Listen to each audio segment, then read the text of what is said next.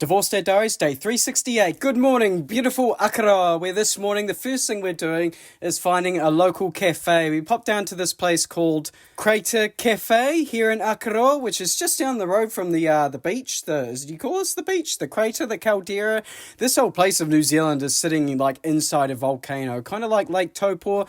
Anyway, point is I'm coming here to grab my usual iced latte, and then I'm popping next door down to La Baguette, where I managed to grab a marmite and cheddar scroll. This feels like such a mashing between French and Kiwi culture, as well as a chocolate bread, a regular croissant and an almond croissant. Took them home and shared that between my sister, her boyfriend, my dad and my stepmom. They were absolutely divine, by the way. Some of the best pastries I've ever had, but that's not going to fill me up. So I also cooked some breakfast. Just cooked up a bunch of scrambled eggs, chucked some bacon under the grill, a little too steamy for TikTok, and that's breakfast sorted. And then finished the morning by sitting down, enjoying the view and reading my book. But we thought this would be a great opportunity to also explore a bit of Akaroa. My dad's been here before a few times. I've been here only a couple times, but apparently there's some really cool sculptures out here this-a ways. First off, we have to cross the creek. This was beautiful, by the way. It was just kind of in between houses. I was not expecting it.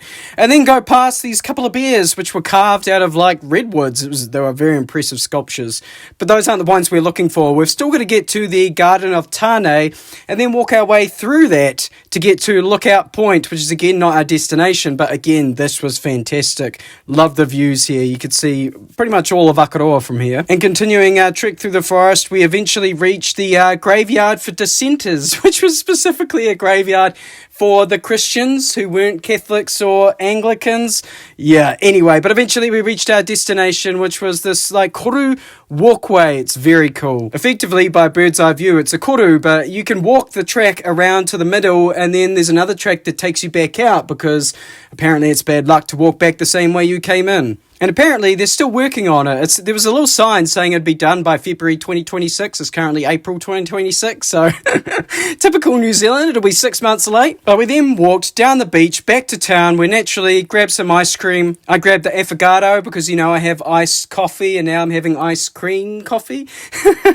Oh, but look, now I'm back at the cafe ordering a hot coffee. I got a hot black this time. Needed that shot of energy after that walk. But now it's past 12 p.m, which is a great excuse to go down to the what do you call this, beachside bar called Tiny. Was it pronounced Tiny or was it pronounced Teeny? I'm not 100% sure, but the views here are fantastic. I asked for their guest beer, which was a ginger beer. Can't remember the last time I had an alcoholic ginger beer, but it was very layered. Starts off sweet, then you get the ginger in the middle, followed by the alcohol at the end. But then we thought, you know what, let's try these gin tasters. It was 3 different gins. The first one, Flora Adora, I did not like. It was like drinking shampoo, honestly.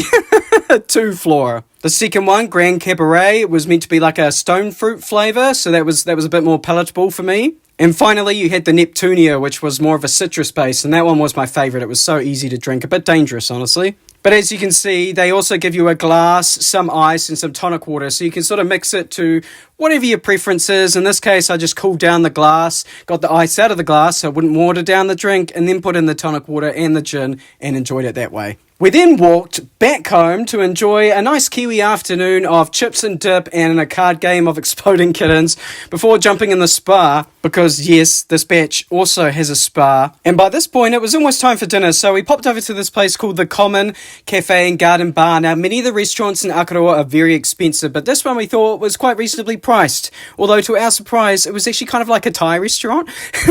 Pretty much everything on the menu was Thai. But for starters, we grabbed some uncommon squid, not to be confused with epic squid or common squid, as well as the seared scallops and the seafood combo, all of which came out in these big piles and were just fantastic. The salad was amazing, honestly. To my surprise, it might have been one of my favourite parts, but I also got the spicy Thai ribeye. Never had like a Thai steak before at a restaurant, and this was phenomenal. The ribeye was so well done, easy to eat, lots of flavours, and then it was back home for a relaxing evening with a glass of wine and some presidents and arseholes, and I will catch you on the flip side.